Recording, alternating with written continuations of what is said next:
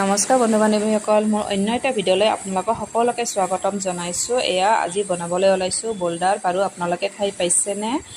এয়া চাহৰ লগত খাবলৈ খুবেই সোৱাদ লাগে। তেতিয়াহ'লে বলকচোন ভিডিঅ'টো ষ্টাৰ্ট কৰি বোল্ডাৰ কেনেদৰে বনায়। আৰু বোল্ডাৰ বনাবৰ কাৰণে প্ৰথমতে আপোনালোকে এটা পাত্ৰত 1.5 কাপ আটা লোৱা হৈছে। এয়া 1.5 কাপ আটা ইয়াতে ধুনীয়াকৈ লোৱা হৈছে। আৰু 1.5 কাপ আটাৰ লগত ইয়াতে দিছোঁ আধা কাপতকৈ অলপ বেছি চুজি, মানে কমপ্লিট 1 কাপ নহয়, আধা কাপতকৈ অলপ বেছি চুজি আৰু লগতে এয়া চফ অলপমান দি পিনে এইখিনি ধুনীয়াকৈ মিক্স কৰি ল'ম। আৰু তাৰপিছত ইয়াতে দিছোঁ অলপমান নিমখ আৰু লগতে বেকিং পাউডাৰ অলপমান দি পিনে ধুনীয়াকৈ মিশ্ৰণখিনি মিক্স কৰি ল'ব লাগিব। এয়া ধুনীয়াকৈ মিক্স কৰি লোৱা হৈছে। আৰু এতিয়া ইয়াতে দিব লাগিব 1 কাপ গুৰ মিঠাই সৰু সৰুকৈ কাটি লোৱা হৈছে ভিডিঅ'ত দেখুৱাৰ দৰে। এইবাৰ এইখিনি ধুনীয়াকৈ হাতেৰে মিক্স কৰিব লাগিব আৰু অলপ অলপকৈ পানী ইয়াতে ইউজ কৰি গ'লে হ'ল। আপোনালোক যিমানখিনি পানী লাগে সিমানখিনি পানী ইউজ কৰি যাব লাগিব। একেবাৰে বেছি পানী নিদিব, নহ'লে বেছি পাতল হৈ যাব। বেছি পাতল কৰিব নালাগে।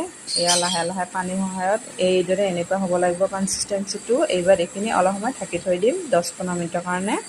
আৰু 10-15 মিনিটমান পিছত যিহেতু গুৰ মিঠাইখিনি ভালকৈ গলি যোৱা নাই, এইবাৰ ধুনীয়াকৈ এইখিনি মিক্স কৰি ল'ব লাগিব হাতৰ জৰিয়তে। এয়া চাওক ধুনীয়াকৈ মিক্স কৰি লৈছোঁ, গুৰ মিঠাইখিনি গলি গৈছে।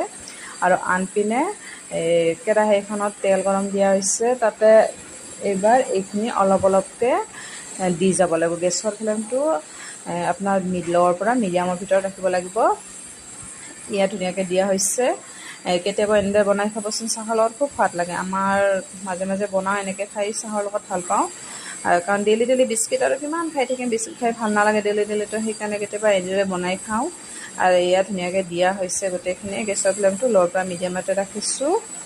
আৰু এইদৰে এইবাৰ হেতা এখনৰ জৰিয়তে এইখিনি ওলট পালটকৈ দিব লাগিব যেতিয়ালৈকে ইয়াৰ কালাৰটো গল্ডেন কালাৰ হৈ নাযায়। গল্ডেন কালাৰ মানে সোণালী কালাৰ হৈ যাব লাগিব, তেতিয়া এইখিনি নমাই দিব লাগিব।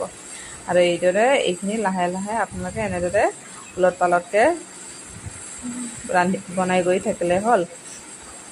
এইখিনি ধুনীয়াকৈ মই ওলটাই দিছোঁ যাতে দুটা চাইডে ধুনীয়াকৈ সিজি গৈ থাকে। আৰু আপোনালোকে বাৰু এনেদৰে কেতিয়াবা বনাই খাবচোন।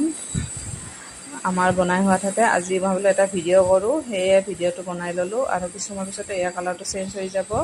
এয়া চাওক ধুনীয়াকৈ এইখিনি হৈ গৈছে কমপ্লিট।